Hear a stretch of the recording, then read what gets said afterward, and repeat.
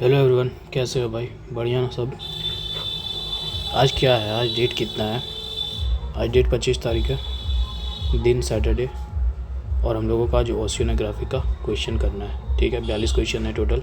हम लोग पीछे से क्या कर रहे हैं? हम लोग PYQ कर रहे हैं प्रैक्टिस पीछे से, करीबन 34-35 ईयर्स का है कि नहीं। जिसमें से क्वेश्चन कहाँ से होते हैं? एक तो CSE से होता है अपना, फिर CAPF, CDS और स्टेट PCS जितने होते हैं उन सारे के क्वेश्चंस होते हैं। ठीक है, तो इस तरीके से हम लोगों का पॉलिटी ख़त्म है, इकोनॉमिक ख़त्म है, और अभी जो चल रहा है वो ज्योग्राफी चल रहा है। ज्योग्राफी का आज है डे नंबर 5। ठीक है, डे नंबर 5। तो ठीक है, स्टार्ट करते हैं, आगे बढ़ते हैं। ठीक है, ओके। पहला स्टेटमेंट पढ़ते हैं। क्या बोल रहा है? The temperature contrast between the continent and the ocean is the greater during the summer than in winter. क्या बोला कि जो टेम्परेचर डिफरेंस होता है ना भैया, किसके बीच में? कॉन्टिनेंट और जो ओशियन के बीच में होता है, वो हम लोगों को ज़्यादा देखने के लिए मिलता है समर के दिनों में। अगर मतलब during summer than in winter, मतलब विंटर से ज़्यादा हम लोगों को समर में ये डिफरेंस देखने के लिए मिलता है। तो ये जो बात है ना, ये गलत बोल रहा है। ये जो टेम्परेचर डिफरेंस हम लोगों को जो ज़्यादा देखने के लिए मिलता है, वो हम लोगों को विंटर में ज़्यादा देखने के लिए मिलता है। बोलो ये कैसे हो रहा है भाई, विंटर में कैसे हो सकता है? तो इसके पीछे का एक रीज़न है। वो रीज़न होता है स्पेसिफिक हीट, है कि नहीं? Specific heat. अब ये स्पेसिफिक हीट क्या होता है? तो भैया किसी भी चीज़ में जो एक सर्टेन अमाउंट ऑफ एनर्जी चाहिए होता है उस चीज़ के उसके टेम्परेचर को थोड़ा सा राइज करने के लिए, तो उसी चीज़ को हम लोग स्पेसिफिक हीट कहते हैं। अब विंटर के दिनों में देखो क्या कहता है कि कॉन्टिनेंट जो होता है ना भैया, वो जल्दी ही ठंडा हो जाता है। ठीक है, जबकि ओशियन जो है नहीं होता है। ड्यू टू क्यों होता है इसका? क्योंकि हायर स्पेसिफिक हीट होता है किसका? ओशियन का। ठीक है, retains more heat creating a larger temperature difference, जिसके वजह से ज़्यादा देर तक वो टेम्परेचर डिफरेंस को बना करके रखे रहता है। ठीक है, ये मेन रीज़न है। क्योंकि कहता है कि वाटर के पास जो है ना भाई, अगर हम वाटर के पास और लैंड, इधर वाटर ले लो एक लैंड ले लो, इन दोनों के बीच में अगर हम कंपैरिजन करें ना, तो जो स्पेसिफिक हीट होगा ना, स्पेसिफिक हीट होगा जो वाटर का ज़्यादा होगा। अब इसकी वजह से ही ये बना करके रखता है, और जो टेम्परेचर डिफरेंस हम लोग को ज़्यादा दिखता है वो विंटर के दिनों में दिखता है। तो भैया स्टेटमेंट 1 गलत हो गया। और इन सारे ये इस तरीके का पैटर्न का जब ऑप्शन होता है, तो हम लोग को अगर एक ही बात पता है, एक गलत हुआ या चाहे एक गलत हुआ, तो जल्दी ही आंसर आ जाता है। तो स्टेटमेंट 1 जो है अपने को कहाँ करेक्ट इनकरेक्ट देखने के लिए मिलता है? डी नंबर पे। तो ऑटोमेटिकली डी ऑप्शन हो जा रहा है। लेकिन फिर भी हम लोग दूसरा नंबर पढ़ेंगे। The specific heat of water is more than that of the land surface. बिल्कुल यही तो रीजन है, और इसी की वजह से तो ये विंटर में हम लोग को टेम्परेचर ज़्यादा देखने मिलता है कि भैया जो स्पेसिफिक हीट होता है ना वाटर का, वो ज़्यादा होता है। ठीक है, किससे कंपेरिजन में? लैंड के सरफेस में। ठीक है, अब देखो इन दोनों के बीच में कारण भी बताया। The higher specific heat of the water is the fundamental reason for this phenomena.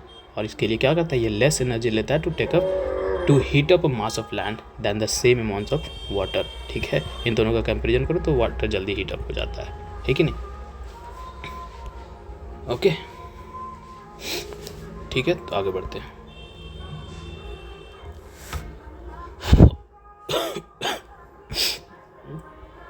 अब क्या बोल रहा है? With reference to the ocean mean temperature OMT, which of the following statement is और आर करेक्ट। ठीक है, अब ओशियन मीन टेम्परेचर होता क्या है? हम कहते हैं कि क्लाइमेटिक, कह सकते हैं कि क्लाइमेटिक पैरामीटर है, जिसका हम लोग इस्तेमाल करते हैं जब हम लोग एटमॉस्फेरिक स्टडी करना हो या ओशियनिक स्टडी करना हो तब। जैसे एटमॉस्फेरिक और ओशियनिक क्या भैया, साइक्लोन का स्टडी करना हो गया, मॉनसून का प्रिडिक्शन करना हो गया। ठीक है, तो ये सब जब चीज़ें हम लोगों को प्रिडिक्शन करना होता है, एस्टिमेट करना होता है, तो हम लोग ओशियन मीन टेम्परेचर को ऐसा रेफरेंस लेते हैं। ठीक है, एक पैरामीटर के तौर पे इसका इस्तेमाल करते हैं। ठीक है, अब पढ़ो पहला statement. OMT is major up to the depth of 26 degree Celsius isotherm. अब देखो आइसो का कहने का मतलब क्या होता है? सेम। और थर्म का कहने का मतलब क्या हो जा रहा है? टेम्परेचर। ठीक है, अब क्या कह रहा है? OMT measured up to the depth of 26 degree Celsius isotherm. ठीक है, okay, which is 129 metres in the south western Indian oceans during the January and March. देखो भाई ये बात सही है कि जो है OMT हम लोग मेज़र करते हैं 26 आइसोथर्म तक।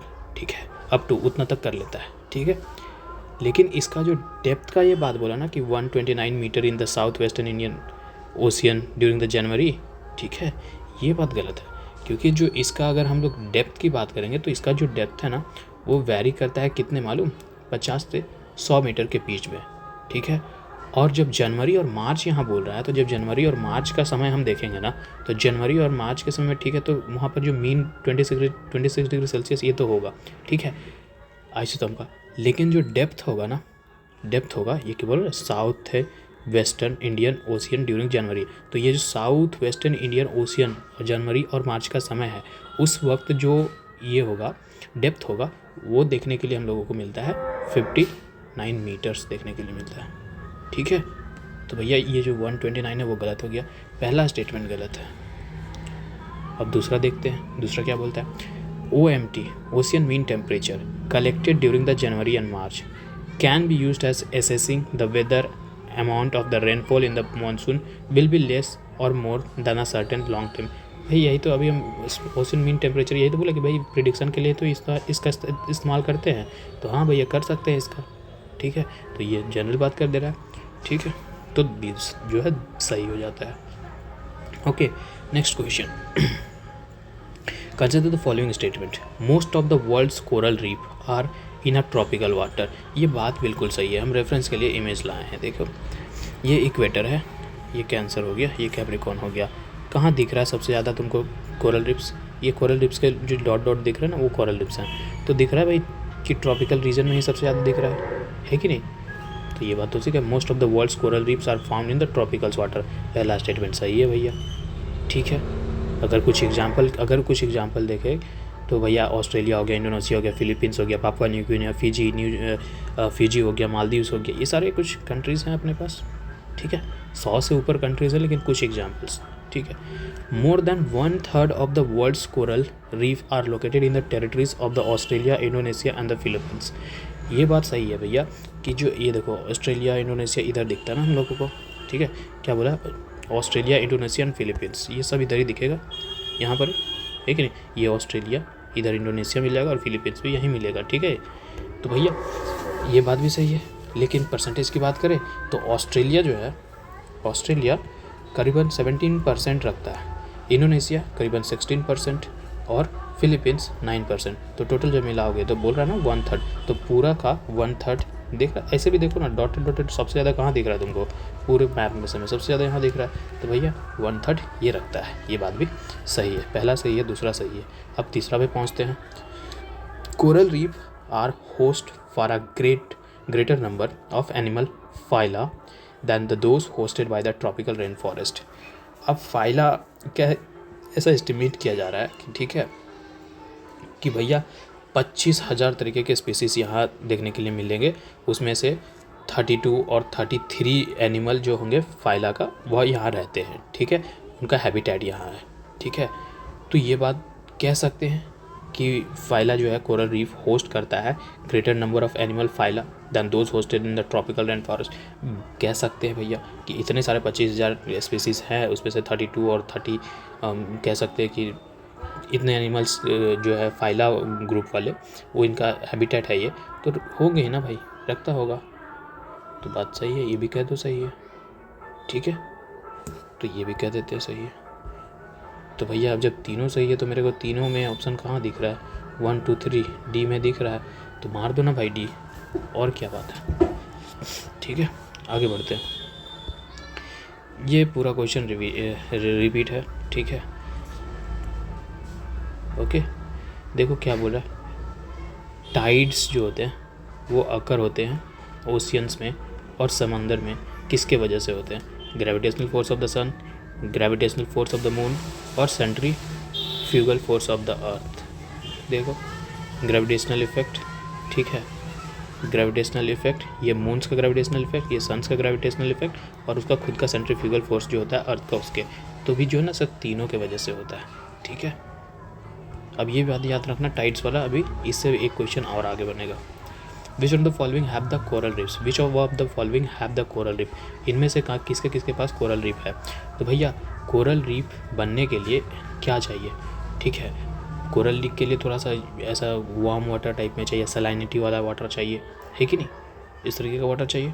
अब देखो सुंदरबन जो हम लोगों के पास है वो तो भैया यहाँ फ्रेश वाटर के आसपास मिलता है, ऐसा है कि नहीं। जो है भैया यहाँ फ्रेश वाटर है सुंदरबन में।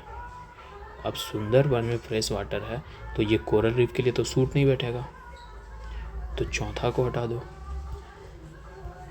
ठीक है, अब देखो Andaman and Nicobar, gulf of Kutch और गल्फ ऑफ मन्नार, यहाँ मेरे को इंडिया में देखने के लिए मिलता है। तो बोलते हैं भाई कोरल रीफ के लिए यहाँ पर, अगर कोरल रीफ को बोले ना उसको चाहिए क्या, तो एक सनलाइट चाहिए भैया, सॉल्ट वाटर चाहिए, ठीक है, और कुछ प्लैंकटन्स चाहिए। तो ये जो है ना हमको गल्फ ऑफ मन्नार में भी देखने के लिए मिलेगा, कच्छ में भी देखने को मिलेगा, आइलैंड जो है अंडमान और निकोबार आइलैंड, ये तीनों में देखने के लिए मिलेगा। देखो इसको टेम्परेचर चाहिए 22 से 30% के आसपास, ठीक है। डेप्थ नहीं होना चाहिए पानी का 200 मीटर से। Gulf of Khambhat, Gulf of Kutch, ठीक है। More than 1/3 of the world's coral reefs are located in the Australia, Indonesia, Philippines. यही अभी पीछे एक PYQ था, है कि नहीं। उसके बाद most coral reefs located within the tropical regions, ये भी अभी हम लोग देखे थे, ऐसे ऐसे जो बना करके भी देखे थे मैप में, ठीक है, ये बात सही है। अब इंडिया की हम बात करें तो कोरल रीफ कहाँ मिलता है, gulf of Kutch, Andaman and Nicobar island देखो, और गल्फ ऑफ मन्नार। एक तो गल्फ ऑफ मन्नार इधर, गल्फ ऑफ कच्छ और गल्फ ऑफ कच्छ और अंडमान एंड निकोबार इधर, ठीक है, इन सारी जगह पे मिलता है। तो भैया 1 2 3 कहाँ दिख रहा है मेरे को, ए में दिख रहा है, मार दो, ठीक है। आगे बढ़ते हैं। The most important fishing grounds of the world are found in the region. एक बात याद रखना, फिशिंग ग्राउंड जब भी, एक क्वेश्चन आगे भी आएगा, ठीक है, शायद सबसे लास्ट में होगा वो क्वेश्चन। तो फिशिंग ग्राउंड के लिए एक बात याद रखना, जहाँ वार्म वाटर और कोल्ड वाटर आकर के मर्ज करता हो तो वो अच्छा हो जाता है, उस फिशिंग ग्राउंड बनता है, ठीक है। जहाँ कोल्ड वाटर और वार्म वाटर एक मिल रहे हो ना, तो वो एक फिशिंग के लिए अच्छा ग्राउंड बना देते हैं, फेवरेबल कंडीशंस बना देते हैं, जहाँ पर ये अच्छा हो जाता है, ठीक है। तो ये ऑप्शन पढ़ो डायरेक्टली, किसको पढ़ेगा तुम, एक मिनट रुक ला।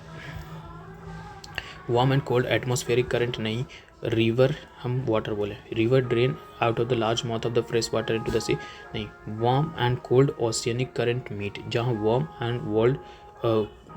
एंड कोल्ड, ये एटमॉस्फेरिक बोला, एटमॉस्फेरिक नहीं, हमको ओशियनिक करंट चाहिए, ठीक है। तो जहाँ पर भी वार्म और कोल्ड ओशियनिक करंट मिलते हैं वो एक अच्छा फिशिंग ग्राउंड बन जाता है हमारे पास, ठीक है। कंसिडर द फॉलोइंग फैक्टर्स, ठीक है, कुछ फैक्टर्स को कंसिडर करो। और क्या बोल रहा है, which of the above factor influence the ocean current, इनमें से कौन सा जो है ओशियन करंट को इन्फ्लुएंस करेगा।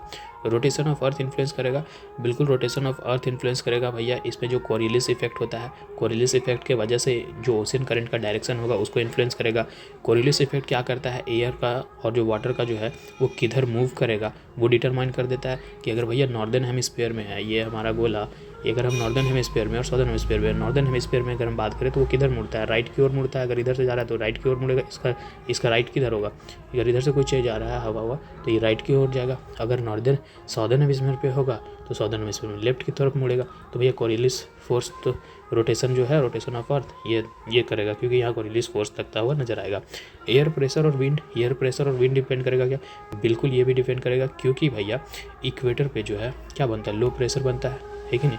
तो भैया जो वार्म एयर मासेस हैं वो सन्स के रेडिएशन या सन का जो मोस्ट कह सकते हैं रेडिएशन की वजह से जो गर्म करता है इक्वेटर के पास, तो उससे क्या बनता है, वहाँ पर इक्वेटर पे लो प्रेशर बनता है, क्योंकि डायरेक्ट सनलाइट यहाँ पर स्ट्राइक कर रहा होता है, ठीक है। तो एक यहाँ से एक फैक्टर बन सकता है कि एयर प्रेशर बन रहा है।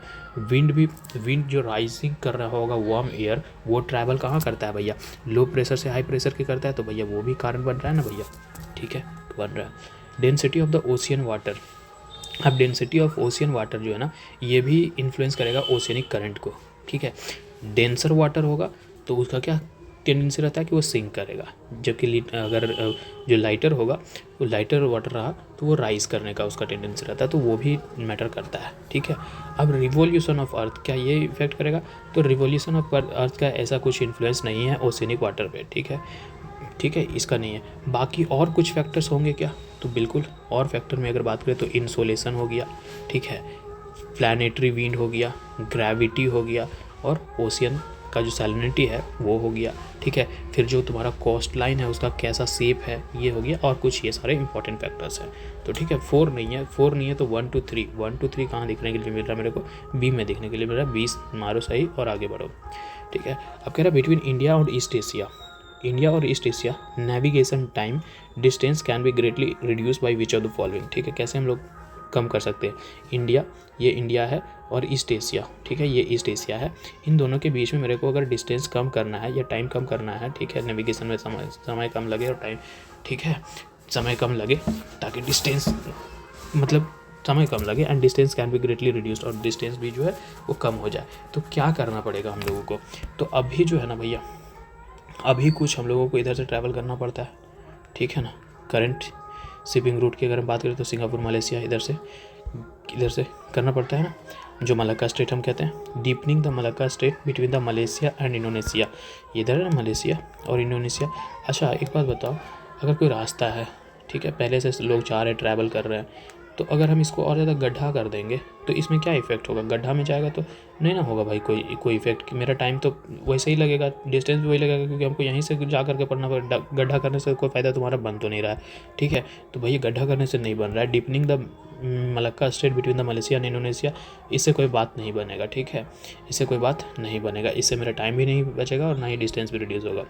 एक बात है, ठीक है। अब ये दूसरा स्टेटमेंट पढ़ो। Opening a new canal across the Kra isthmus between the gulf of Siam and the Andaman sea, ठीक है।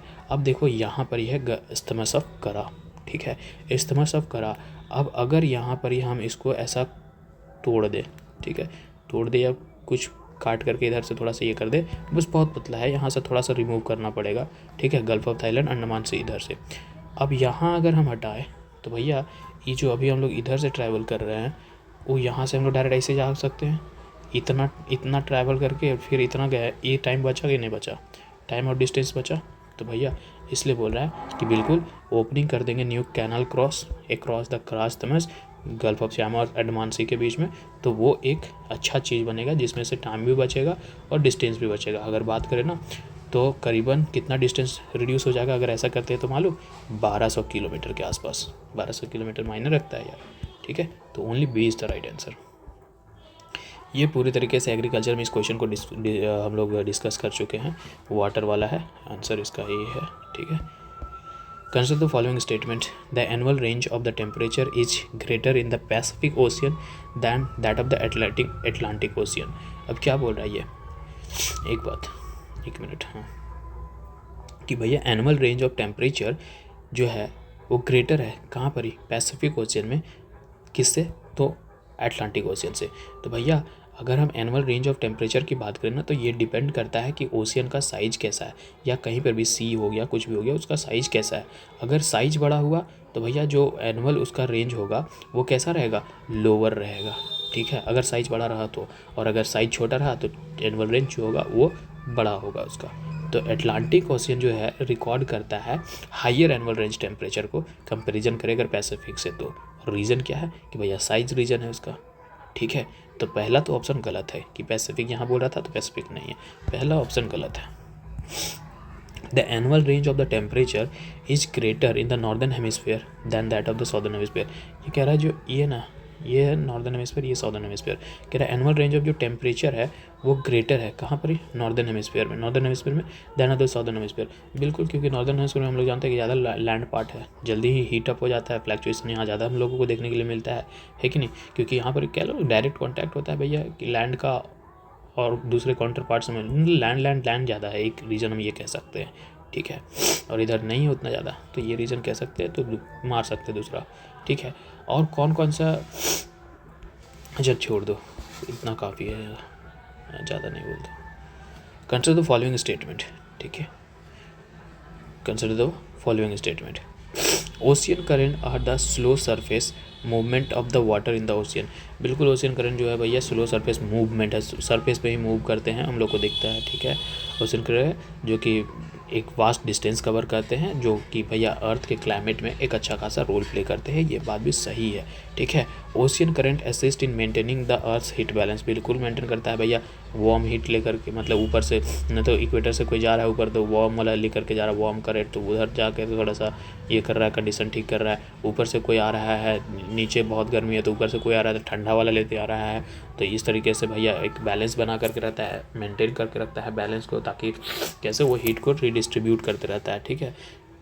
इक्वेटर से उधर जा रहा है पोल की तरफ तो, और पोल से कोई इधर आ रहा है तो ठीक है, तो ये बात भी सही है। अब ocean current are set the motion primarily by the prevailing wind. भाई सही बात है, जिधर से हवा चलती रहती है उधर ही से वो ओशियन करंट वहाँ से ये होता है कि नहीं। देखो नॉर्थ इक्वेटोरियल करंट, जिधर से हवा है बस वहीं से चलते चला जाएगा, ठीक है, तो ये बात भी सही है, ये बात भी सही है। अब ocean current are affected by the configuration of the ocean. अभी हम कुछ देर पहले बोले थे कि भैया ये सब चीज़ जो है शेप पे डिपेंड करता है, तो ओशियन करंट जो है इफेक्ट होगा कि ओशियन का कॉन्फ़िगरेशन क्या है। फैक्टर्स और भी बात करें तो कोस्ट लाइन का शेप कैसा है, अभी हम पीछे जस्ट कुछ देर पहले ही बोले, ठीक है। उसका जो वाटर जो है उसका वहाँ पर ओशन में जो अंडरग्राउंड वाटर है उसका प्रेजेंस में कैसा है, उसका वाटर कैसा है, किस तरीके से है, डेंसिटी कम है, लो है, ज़्यादा है, ठीक है, ये भी डिपेंड करेगा, ठीक है, तो ये सब डिपेंड करेगा। तो सारे के सारे ऑप्शन, ठीक है। अब कुछ उससे हम पहले थोड़ा सा एक काम है कि हमको ना, क्योंकि इसके बाद बहुत सारे करंट पे ही क्वेश्चन आएंगे, तो हम हॉट और कोल्ड विंड को देख रहे हैं, ठीक है, बस नाम याद रखना है, ठीक है, और कहाँ उसमें ध्यान रखना, और उससे ज़्यादा कुछ नहीं, ठीक है भाई, सॉरी। ये देखो कोल्ड करंट, ठीक है, ये जो ब्लू वाला दिख रहा है वो सारे कोल्ड करंट है। बेंगुला कोल्ड करंट है, ठीक है, ध्यान रखना नाम, क्योंकि आगे बहुत क्वेश्चन है, सिर्फ करंट को आइडेंटिफाई करने के लिए बोला है, कोल्ड या हॉट, ठीक है। बेंगुला कोल्ड करंट है, अभी सिर्फ कोल्ड वाला देखेंगे। कैनरी जो कि ऊपर से आ रहा है कोल्ड करंट है। पेरू कोल्ड करंट है। कैलिफोर्निया जो ऊपर से आ रहा है वो भी तुम्हारा कोल्ड करंट है। इधर ग्रीनलैंड से जो आ रहा है ये भी है जो कोल्ड करंट है। और ये लेब्राडोर है, यहीं लेब्राडोर पे एक फिशिंग ग्राउंड बनेगा, तो वो भी आगे क्वेश्चन देखेंगे हम लोग, ठीक है। तो ये भी एक कोल्ड करंट है। उसके बाद वेस्टर्न ऑस्ट्रेलिया, ये भी एक कोल्ड करंट है। ओयोसियो, ये भी ओसियो वो भी एक कोल्ड करंट है, ठीक है। अब देख ले कोल्ड करंट में कितने, 1 2 3 4 5 6 7 8 के आसपास देखा। अब देखो वार्म करंट कौन कौन से है, जितने भी रेड वाले लिखे हैं ना सारे वार्म करंट है। अलास्का का वार्म करंट है, गल्फ स्ट्रीम है, नॉर्वेजियन है, ठीक है, एक नॉर्वेजियन का भी क्वेश्चन आएगा, ठीक है, अभी नॉर्थ अटलांटिक का, अगुलास, मोजाम्बिक, ब्राज़ील, ये सारे हॉट वाले हैं, ठीक है, ये warm current. Eastern Australia warm current, Kuroshio warm current, ठीक है। अब बस ध्यान में रखना भाई, और कुछ नहीं, ठीक है। आगे बढ़ते हैं, 12 question. Which one of the following factor is responsible for the change in the regular direction of the ocean current in the Indian ocean. क्या बोला ध्यान से कि भैया विच one of the following factor, इनमें से कौन सा फैक्टर जो है रिस्पॉन्सिबल होगा for the change in the regular direction of the ocean current in the Indian ocean. भैया जो चेंज होता है regular direction of ocean current का, अगर हम बात करें तो वो है ना इंडियन ओशियन में, वो सिर्फ और सिर्फ किसकी वजह से होता है, जो मानसून ड्रिफ्ट होता है ना उसके प्रेजेंस से होता है। मानसून क्या है अपने में जानते हैं कि एक सीजनल विंड पैटर्न है जो कि क्या लेकर के आता है, रिवर्सल ऑफ विंड है, वो डायरेक्शन का रिवर्स करता है ना भाई इंडियन ओशियन रीजन में। तो ये मारो ना सीधा, Indian ocean has the monsoon drift, जिसकी वजह से ये होता है, ठीक है। ये सब क्वेश्चन पहले आया करता था, मैप वाला, अब तो नहीं आता है। 1999 में ये क्वेश्चन पूछा है यूपीएससी सीएससी में कि बताओ यहाँ कौन सा करंट बह रहा है, ठीक है। तो ये क्या है, अफ्रीका है, देखो इधर कौन सा है, बेंगुला है, ठीक है, बेंगुला है ना भाई, तो बेंगुला। अब फॉकलैंड यहाँ नहीं है, फॉकलैंड इधर तरफ हम लोग को देखने के लिए मिलेगा, यहाँ पर ही, तो फॉकलैंड इसके साथ नहीं है, तो ये हटा दो, ठीक है। बेंगुला, कैनरी है नहीं, कैनरी ऊपर में दिख रहा है हमको, है कि नहीं, देखो इधर दिख रहा है, ये यहाँ पर पूछ रहा है। अगुलास एंड ग्यूना, अगुलास इधर है, देख लो यहाँ है, ये तो उधर दिख रहा है, तो बेंगुला है और ग्यूना है, ठीक है। बेंगुला और ग्यूना जो है ओशियनिक करंट है जो कि इस मैप में दिखाया जा रहा है, ठीक है। आगे बढ़ते हैं, इधर ओशियन है और इधर जो है मैक्सिमम डीपेस्ट पॉइंट के बारे में बात कर रहा है, ठीक है। तो भैया पैसिफिक में सबसे डीपेस्ट पॉइंट कौन है, हम लोग बहुत कॉमन ये नाम सुन चुके हैं, मरियाना ट्रेंच, है कि नहीं। आर्कटिक में क्या है, आर्कटिक में है मोलियो डिप ये, ठीक है। और इंडियन ओशियन में क्या है, इंडियन ओशियन में अपने को देखे मिलेगा ये सुंदरा, यहाँ गलत है, Sunda trench also known as Java trench, ठीक है। पहले इसको जावा के नाम से भी जानते थे, अब सुंडा यहाँ कर लिया क्योंकि वहाँ स्पेलिंग मिस्टेक है थोड़ा सा, ठीक है। तो पहले जावा के नाम से भी जानते थे, ठीक। अब बच गया एटलांटिक। एटलांटिक लास्ट एक ही है, पोर्टो रिको ट्रेंच, ठीक है। तो इस हिसाब से भैया देखो तो अपने पास ऑप्शन आ जाएगा बी, कि ए का 3 और बी का 4 हो गया भैया, बाकी बी, ठीक है। Which of the following denote water salinity gradient, इनमें से कौन सा जो है वाटर सैलिनिटी ग्रेडियंट को दिखा रहा है, ये बात, ठीक है। ओके देखो थर्मोक्लाइन क्या होता है। थर्मोक्लाइन क्या होता है, ये कह सकते हैं कि वाटर बॉडी में एक ऐसा लेयर जहाँ पर जो है ना टेम्परेचर जो होगा वो रैपिडली चेंज हो जाएगा जैसे ही डेप्थ बढ़ेगा। यहाँ हम लगाया है क्या कहीं कुछ, हाँ थर्मोक्लाइन, ये देख रहे हो थर्मोक्लाइन, इससे डायरेक्टली टेम्परेचर चेंज हो जाएगा, ठीक है। यहाँ से देख रहे हो वास्टली पूरे तरीके से जैसे डेप्थ आएगा ये टेम्परेचर चेंज हो जाएगा, रैपिडली चेंज होगा टेम्परेचर उस रैपिडली विद द डेप्थ, उसे हम लोग थर्मोक्लाइन कहते हैं, ठीक है। अब यहाँ क्या बोला है, डिनोट करता है वाटर सैलिनिटी को, वाटर सैलिनिटी को। तो जो हेलोक्लाइन है ना, हेलोक्लाइन ये सैलिनिटी को दिखाता है, layer in a body water where the salinity changes rapidly with the depth, ठीक है। तो ये है हेलोक्लाइन ऊपर का, ठीक है। तो यही दिखाता है सैलिनिटी वाला ग्रेडियंट को, तो हेलोक्लाइन। तो बाकी क्या दिखाते हैं, पाइनोक्लाइंस और केमिकोक्लाइंस। तो भैया ये है ना, ये देखो layer in a body water where the density changes rapidly with the depth and often caused by the change in temperature, ठीक है। टेम्परेचर में चेंज होता है, और या फिर कह लो थर्मोक्लाइन उसको, ठीक है। थर्मोक्लाइन में चेंज तो उसे पाइनोक्लाइन कह रहे हैं। केमिकोक्लाइन, केमिकल नाम में ही केमिको है। केमिकोक्लाइन एक लेयर है वाटर बॉडी में जहाँ पर जो है वाटर केमिस्ट्री, एग्जाम्पल मतलब ऑक्सीजन हो गया, सैलिनिटी हो गया, वो रैपिडली चेंज करेगा डेप्थ के साथ, तो उसे हम लोग केमिकोक्लाइन कहते हैं, ठीक है। तो यहाँ पर ऑप्शन जो है वो हेलोक्लाइन है, ठीक है। एक मिनट, सब ठीक, आगे बढ़ो। Which of the following ocean current does not belong to the Indian ocean. Indian ocean से कौन सा करंट नहीं बिलोंग करता भाई, इंडियन ओशियन, इंडियन ओशियन। ये देखो यहाँ पर सारे इंडियन ओशियन में नॉर्थ इक्वेटोरियल, इक्वेटोरियल करंट, अगुलास, ठीक है। बस वहाँ पर ही ऑप्शन पहले देख लो।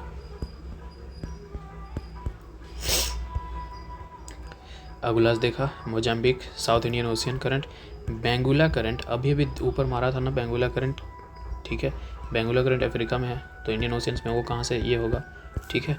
तो भैया Benguela current. Which one of the following is a cold current, देखो नाम ही बोले थे ना साउथ अटलांटिक ओशियन में भैया, कि ये देख लो कि ये नाम याद करो सिर्फ कि किधर कौन कौन सा करंट है कि नहीं, यही ना बोले थे। तो बेंगुला करंट हमको कहाँ मिलेगा भैया, कोल्ड करंट है साउथ अटलांटिक ओशियन में, नहीं क्या बोल रहे, which one of the following is a cold current of the south Atlantic ocean. तो अभी अभी बेंगुला ही मार करके आए ना, देखो सेम क्वेश्चन ही रिपीट हो रहा है 2005 में, 2014 में। ये यूपी पीसीओएस वालों के लिए फायदेमंद। Which one of the following current does not contribute to forming a complete circle of a current in the south Atlantic, मतलब which of the following current, यहाँ कुछ करंट्स का नाम है जो कंट्रीब्यूट नहीं कर रहा है एक कंप्लीट सर्कल बनाने में साउथ अटलांटिक ओशियंस में, ठीक है। तो यहाँ पर जो है ना जो कैनरी करंट है, कैनरी करंट जो कोल्ड करंट है वो वेस्ट कोस्ट जो है अफ्रीका का उसके अलॉन्ग में फ्लो होता है, ठीक है। कहाँ से, तो कैनरी आइलैंड से। इधर दिखिएगा कहीं कहीं लगाए थे तो भाई इसमें नहीं दिख रहा है, सॉरी, ठीक है। तो वहाँ से फ्लो होगा, ठीक है। और वहाँ से कैनरी आइलैंड से कहाँ तक होके जाता है, कैप वर्दे तक जाता है, ठीक है। और ये क्या है, पार्ट है नॉर्थ अटलांटिक गैरे का, ना कि साउथ अटलांटिक गैरे का, ठीक है। तो ये नॉर्थ का पार्ट है ना कि साउथ अटलांटिक का, वाली बेंगुला ड्रिक सब कुछ ये साउथ में इधर आएंगे तुम्हारे, ठीक है। लेकिन नॉर्थ में इधर ये आएगा, ठीक है, कैनरी, ठीक है। अरे मतलब कि ऐसा मान के चलो ना, ये है, ठीक है, साउथ अमेरिका, ये अफ्रीका, ठीक है। और यहाँ तुमको इधर के आसपास में दिखेगा ई वाला क्षेत्र में, ठीक है। लेकिन कैनरी, लेकिन इधर साउथ का पूछ रहा है ना, तो साउथ में नहीं आएगा, ठीक है।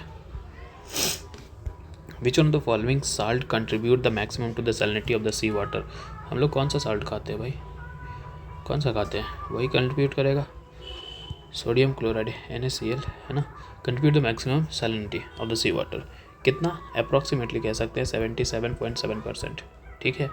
सोडियम क्लोराइड 77.7%, और ये कैल्शियम सल्फेट है क्या, कैल्शियम सल्फेट 3.6, मैग्नीशियम क्लोराइड के आसपास, अगर मैग्नीशियम क्लोराइड की बात करें तो 10.9%, अप्रॉक्सीमेटली 11% कह सकते हैं।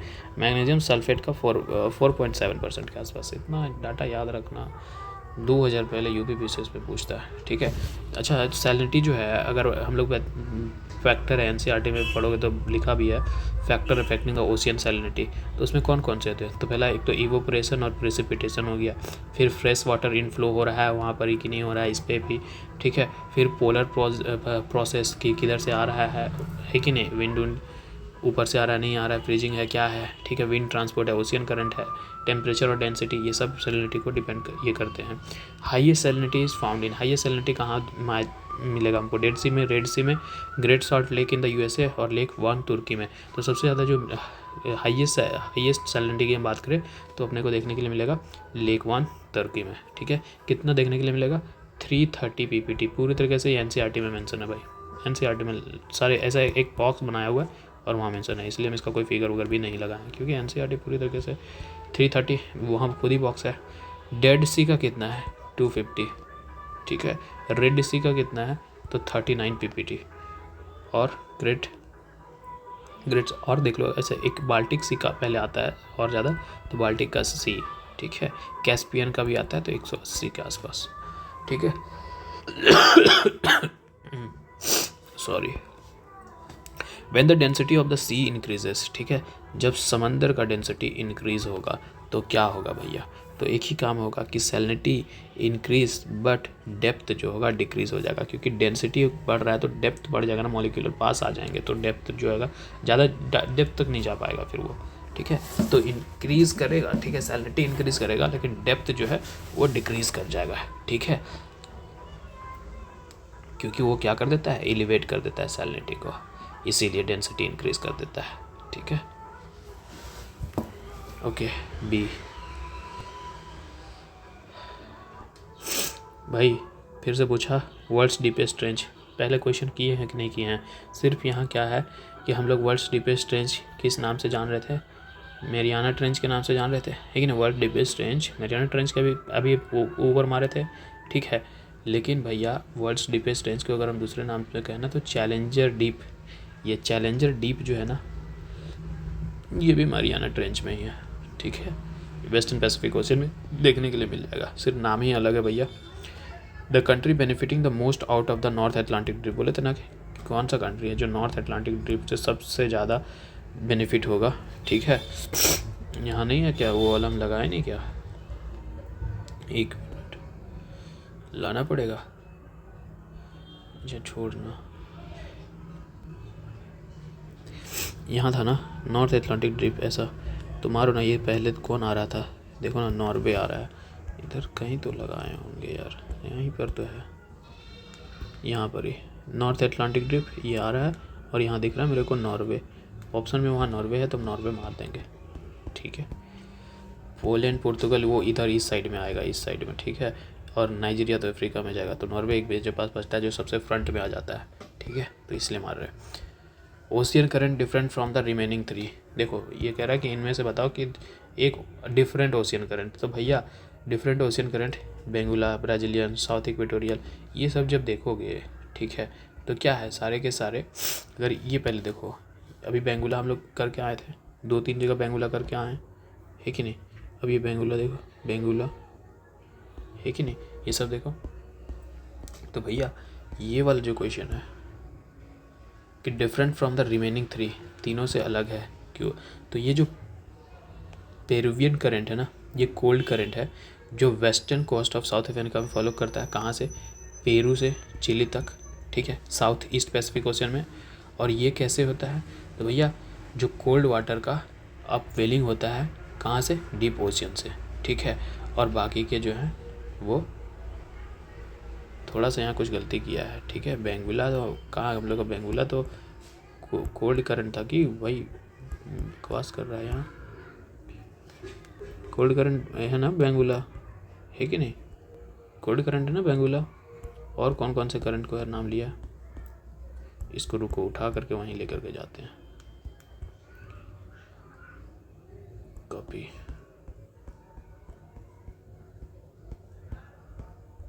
कहाँ गया भाई तुम?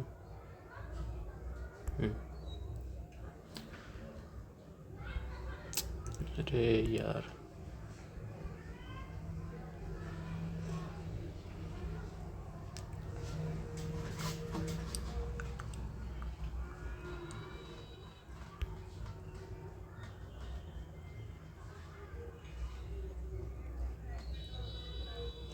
साउथ इक्वेटोरियल, ब्राज़ीलियन, ठीक है, ब्राज़ीलियन तो इधर के आसपास में दिखेगा, ठीक है, बेंगुला ओशियन। अब देखो यहाँ पर ना, इसमें पेरुवियन को अलग क्यों ले रहा है, ये जो पेरू वाला है ना, ये ले रहा है, देखो ये दोनों भी कोल्ड करंट है, पेरुवियन कोरुवियन। अब भाई अलग कैसे कर सकते हैं, ठीक है, तो भैया पेरुवियन को भी हम कोल्ड करंट के बेसिस पे ले रहे हैं, लेकिन जो है ना इसको थोड़ा सा अंतर कर दे रहे हैं कि भैया ये जो है ना लो सैलिनिटी ओशियन करंट है और बेंगुला थोड़ा हाई है इससे कंपेरिजन में, ठीक है, इसीलिए इसको अलग मान रहा है वहाँ से, ठीक है, ओके, चलो ठीक। विच the following ocean currents does not flow in the north Atlantic ocean?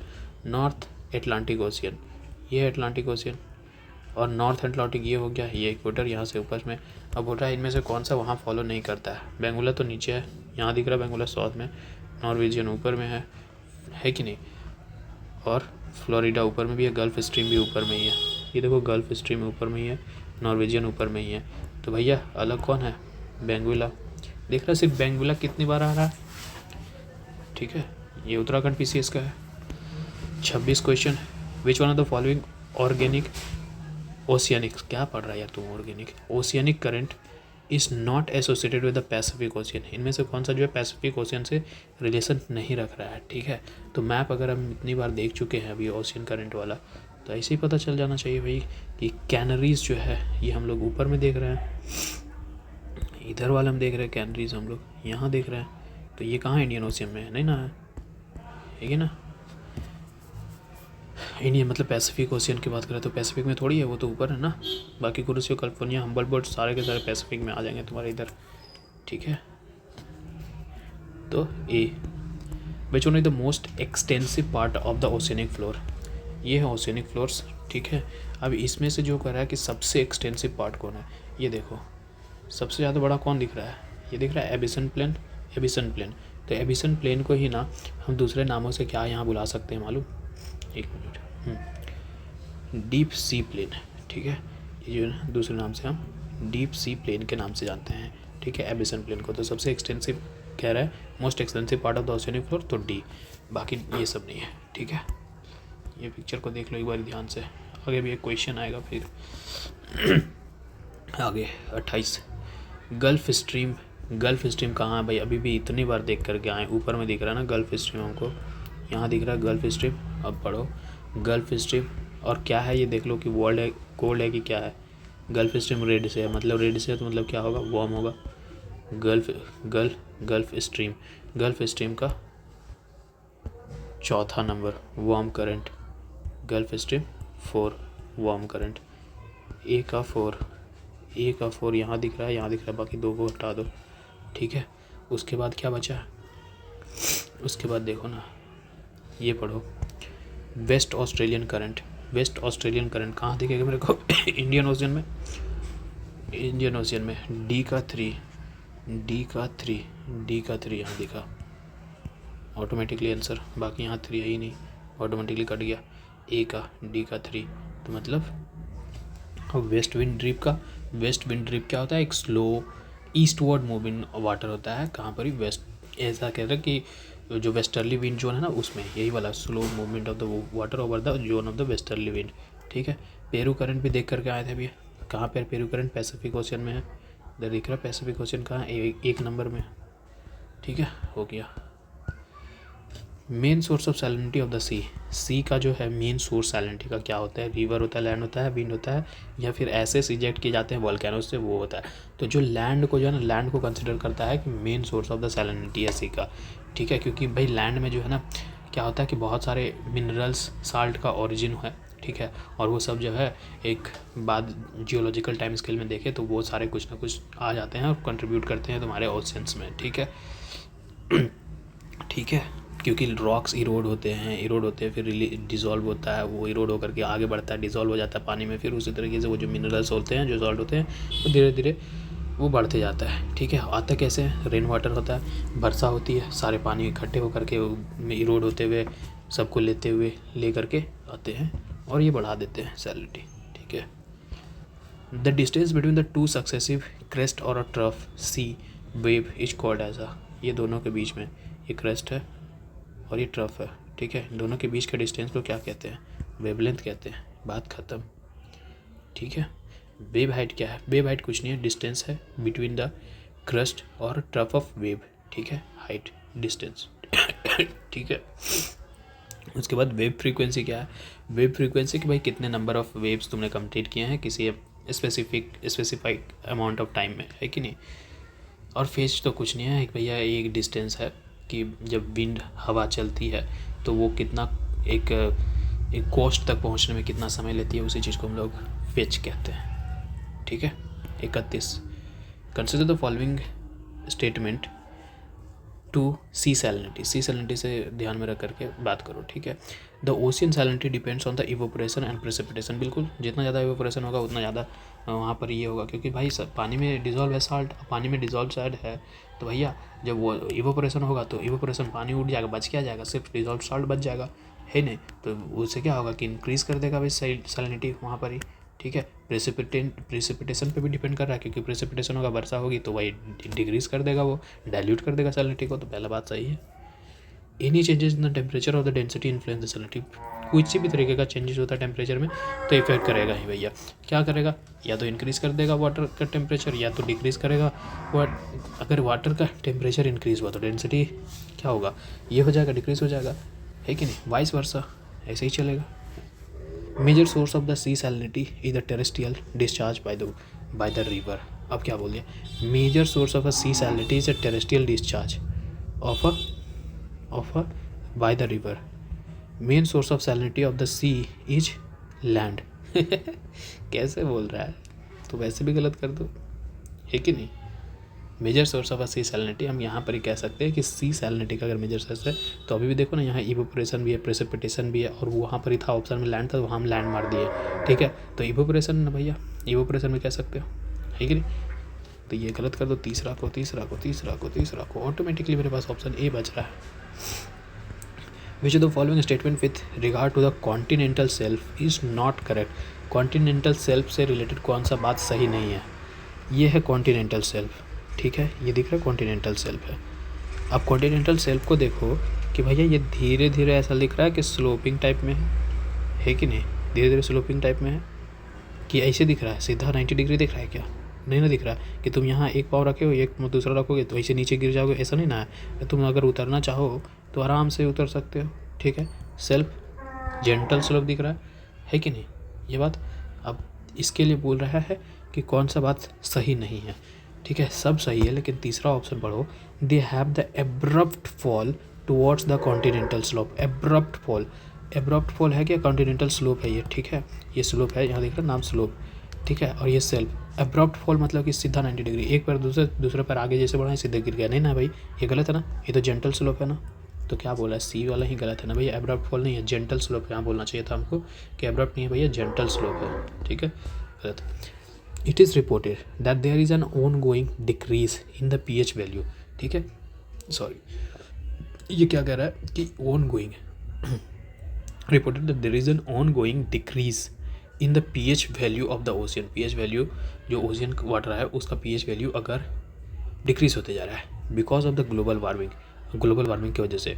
तो इट हैपन ड्यू टू, ये किसके वजह से हो रहा है, तो भैया एक ही बात हो सकता है ना कि क्या कर रहा है वो, ओशियनिक एसिडिफिकेशन हो रहा है। अगर pH वैल्यू जो है ओशियन वाटर का वो डिक्रीज़ हो रहा है, मतलब क्या हो रहा है, वो ओशियन एसिडिफिकेशन हो रहा है। अब ओशियन एसिडिफिकेशन में हम लोग जानते हैं कि भैया ये कैसे होता है, तो क्योंकि ये ज़्यादा कार्बन डाइऑक्साइड ले लेता है कि नहीं ओशियन वाटर से, इसकी वजह से ही होता है। कंसंट्रेशन ऑफ जो है कार्बन डाइऑक्साइड का वो इंक्रीज़ हो जाता है एटमॉस्फेयर में, तो वही ह्यूमन एक्टिविटीज़ के वजह से तो वो सारे जा कर के वहाँ पर ही होता है। एक हम लोग और भी एक फर्टिगेशन नहीं लिटिगेशन कुछ तो पढ़े थे, भूल रहे अभी हम। ठीक है, तो ये है जो क्या होता है यहाँ पर ही ज़्यादा हम कह सकते हैं कि भैया larger uptake of carbon dioxide by ocean water, जिसके वजह से क्या होता है ये बढ़ रहा है। ठीक है, ओके, मतलब ऑनगोइंग डिक्रीज हो रहा है पीएच वैल्यू में।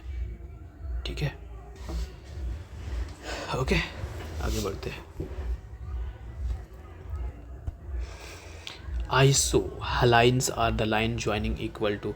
ठीक है, आइसो का मतलब होता है सेम, हम लोग सब पहले से जानते हैं, और हेलाइंस मतलब यहाँ सैलिनिटी को डिनोट कर रहा है भैया। तो आइसो हेलाइंस वैसे लाइन है जो दो इक्वल सैलिनिटी वाले पॉइंट को ज्वाइन कर रहे हो, तो उसे हम कहते हैं आइसो हेलाइन। ठीक है, एक होता है आइसो बार। ठीक है, कभी नाम में आ जाएगा, ये जीसी लियोंग में मेंशन है ये चीज़। ठीक है, ये एनसीईआरटी में भी हम जीसी लियोंग में पढ़े थे शायद, हाँ ठीक है, एनसीईआरटी में भी होगा, ध्यान नहीं आता। ठीक है, आइसोबार, आइसोबार जो है ये क्या होता है, ये सेम एटमॉस्फेरिक प्रेशर को कनेक्ट करता है दो इक्वल एटमॉस्फेरिक प्रेशर के पॉइंट्स को। ठीक है, इसको मेजर हम लोग किस चीज़ से करते हैं, मिली बार से, एमबी शो करते हैं, लिखाते हैं। ठीक है, एक चीज़ कभी दिखने के लिए मिलेगा आइसो हाइट्स। ठीक है, आइसो हाइट, आइसो का मतलब सेम, और हाइट्स कहने का मतलब है कि भैया रेनफॉल से ये शो कर रहा है, तो मतलब iso Heights line that connect points of equal rainfall. ठीक है, उसे हम आइसो हाइट कहते हैं। फिर एक आइसो थर्म। ठीक है, आइसो का मतलब सेम, और थर्म जो है भैया टेम्परेचर से यहाँ डिनोट कर रहा है, तो टेम्परेचर। आइसोथर्म वैसे दो लाइन पॉइंट्स को ज्वाइन करेगा जो इक्वल टेम्परेचर को शो कर रहे हैं। ठीक है, जिसको हम लोग सेल्सियस और फ़ारेनहाइट्स में ये करते हैं।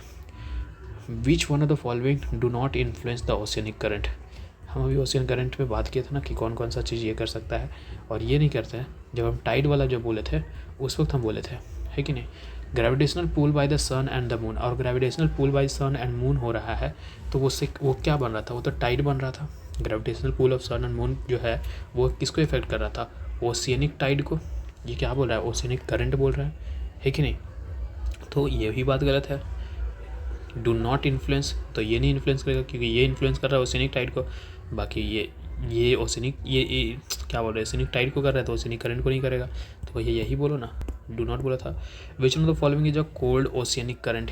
अब बताओ इसमें क्या नाम बताएं, मतलब क्या, इतनी बार अभी हम लोग इमेज देख चुके हैं तो क्या बोलता है? इधर देखो, कैनरी, कैलिफोर्निया, है ना, Brazilian current, gulf stream, north equatorial current, इसमें से कोई रहा कि विच of the following is a cold oceanic current. California दिख रहा है, ये कैसा दिख रहा है, रंग ब्लू दिख रहा है, कैलिफोर्निया कोल्ड ओशियनिक करंट है। बात आगे बढ़ो, which of the following are the warm oceanic current. देख रहे हो, सिर्फ नाम ही चेंज करने, मतलब कि नाम ही पूछ रहा है भैया, तो इनमें से बोल रहा है कि अबर बोल दिया कि वार्म ओशियनिक करंट बताओ कि कौन है। ठीक है, तो भैया नॉर्थ एटलांटिक ड्रिफ्ट और ब्राज़ीलियन करंट। ठीक है, which one of the following is consider as the deepest point of the ocean. अब कितनी बार बताए, बताओ, मैरियाना ट्रेंच है ना डीपेस्ट पॉइंट, एक बार एक चैलेंजर के नाम से आया, दूसरे बार मैरिनर के से आया, देख रहे हो ऐसे रिपीट होता है। Which the following is not correct about the Sargasso sea. Sargasso sea से कौन सा बात सही नहीं है। ठीक है, तो एक बात देखो, कहाँ है सरगासो सी, ये है नॉर्थ अमेरिका, ये अफ्रीका, यूरेशिया। ठीक है, इधर साउथ अमेरिका दिखेगा, सरगासो सी यहाँ दिखेगा नॉर्थ एटलांटिक ओशियन में। और देख लो, gulf stream, north Atlantic, Canary, Antilles. अब इसमें ना यहाँ सिर्फ इसका ऑप्शन नंबर सी पढ़ो, ये क्या बोल रहे हैं, सरगासो सी नॉट करेक्ट पूछा ना। It is located west of the gulf Stream. अगर ये गल्फ स्ट्रीम है, ठीक है, और अगर इधर जा रहा है तो इसका लेफ्ट इधर है, राइट इधर है। क्या बोल रहा है, सरगासो सी लेफ्ट में उसका है, तो भैया सरगासो सी तो गल्फ स्ट्रीम के राइट में है। ये लेफ्ट क्यों बोला, located west of the gulf Stream, तो वेस्ट नहीं बल्कि ये तो ईस्ट में है कि नहीं, तो बात गलत है ना, यही नॉट करेक्ट पूछा था, मार दो। ठीक है, the gulf stream is the poleward current in the Atlantic ocean. Which one of the following statement with regard to the not correct. Gulf stream देखो ना भाई, पोलवार्ड, ये पोलवार्ड की तो जा रहा है, पोलवार्ड की तो जा रहा है, और यहाँ को ये क्या, गल्फ स्ट्रीम देखो पोलवार्ड की ओर तो जा रहा है। ठीक है, पोलवार्ड की ओर ही जा रहा है। ओके, तो भैया अब क्या पूछा है कि उनमें से बताओ कि ये चीज़ नॉट करेक्ट क्या है। तो जो वार्म वाटर है of the gulf stream sustain the coral reef of the western Pacific. एक बात बताओ, कोरल रीफ कहाँ था? ट्रॉपिकल रीजन में था, ये इक्वेटर था, ट्रॉपिकल के रीजन में था। ये फिर कैसे बोल रहा है यहाँ पर ही, इधर में तो होगा नहीं, यही मारो ना भाई, ठीक है, क्योंकि अभी पहले देख कर के आए हैं, है कि नहीं, कि जो वार्म वाटर है, कह रहा है कि वार्म वाटर इसमें gulf stream is a poleward flowing, है ना, उसके डिस्क्रिप्शन दिया, which one of the following statement with regard to the this statement not correct, ठीक है। तो ये भैया ठीक है, similar to the Kuroshio current है, नॉर्थ ईस्ट में ट्रांसपोर्ट करता है वार्म ट्रॉपिकल वाटर को टुवर्ड द पोल रीजन, वही तो कर ही रहा है। The current this current is major factor in the weather along the east coast of the USA. East coast of the USA का east coast, USA east coast, ये बात भी सही है। लेकिन ये देखो, warm water of the gulf stream का जो वार्म वाटर है सस्टेन करता है कोरल रीफ को। तो भैया जो वार्म वाटर है ना गल्फ स्ट्रीम का, ये नहीं सस्टेन करता है कोरल रीफ को, ठीक है। ये बात हम लोग पहले ही देख चुके करके आए हैं कि भैया ट्रॉपिकल और सब ट्रॉपिकल रीजन जो है बेस्ट है कोरल रीफ के लिए, और सबसे ज़्यादा वहीं पर ही है। एक बार अगर दिखाना चाहें तो हम वो मैप फिर से दिखा देते हैं। देखो, कैंसर, इक्वेटर, कैप्रिकॉर्न, यहाँ गल्फ स्ट्रीम है यहाँ गल्फ स्ट्रीम है, कहीं दिख रहा है कोरल रीफ? नहीं ना भाई। तो फिर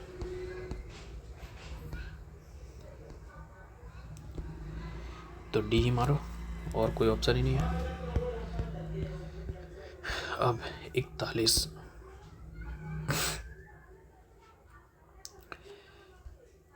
the Kuroshio is a warm north following ocean current on the west side of the north Pacific ocean.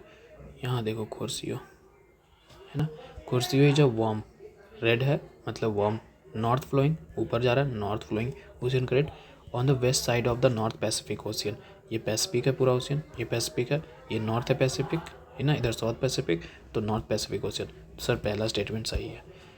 Presence of the number of volcanoes that bottom of the sea of Japan responsible for the Kuroshio becoming the warm water। कह रहा बहुत सारे जो है ना volcanoes मिले हमको Japan, C of Japan में, ठीक है, और वो कारण बना कि खोर्सियो जो है वार्म हो गया।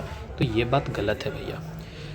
Presence of volcanoes at the bottom of sea of Japan does not contribute to the warmth of the Kuroshio current।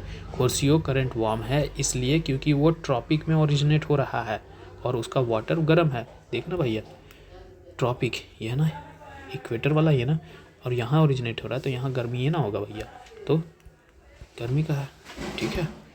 तो ये गलत है। अब हम लोग जानते हैं जब स्टेटमेंट 2 गलत होता है, तो स्टेटमेंट 2 गलत होता है तो वो कहाँ दिख रहा होता है हम लोग को? ऑप्शन सी में, कि statement 2 is false, statement 1 is true, ठीक है।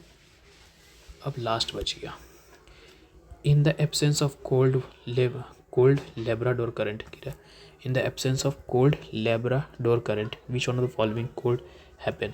कोल्ड लेब्राडोर, देखो यहाँ ये लेब्राडोर करंट है, अगर ये लेब्राडोर करंट नहीं है, ख़त्म हो गया, लेब्रा करंट को मिटा दो, समझो हट गया, नहीं है यहाँ पर लेब्राडोर करंट, ठीक है। इधर से गल्फ स्ट्रीम जा रहा है, गल्फ स्ट्रीम जा रहा है, मतलब ये गल्फ स्ट्रीम मतलब वार्म वाटर, इधर से नॉर्मल कोल्ड वाटर। अब जब हम लोग एक PYQ देखे, वहाँ ये बताया कि जहाँ पर भैया वार्म वाटर और कोल्ड वाटर जहाँ मिल जाता है वो एक अच्छा फिशिंग ग्राउंड बन जाता है, बोला। लेकिन कह रहा है कि इसको हटा दो, तुम लेब्राडोर को हटा दो, और अगर लेब्राडोर नहीं रहा, इन the absence of cold Labrador current which one of the following would be happen, तो इनमें से क्या हो जाएगा हम लोगों के पास? तो ये पढ़ो, तो there will be no north west Atlantic fishing ground, बिल्कुल कि भैया वहाँ फिर फिशिंग ग्राउंड ही नहीं होगा, ठीक है। तो यही होगा ऑप्शन, ठीक है, यही होगा ऑप्शन, ठीक है। ओके, लास्ट क्वेश्चन ख़त्म, मिलते हैं फिर।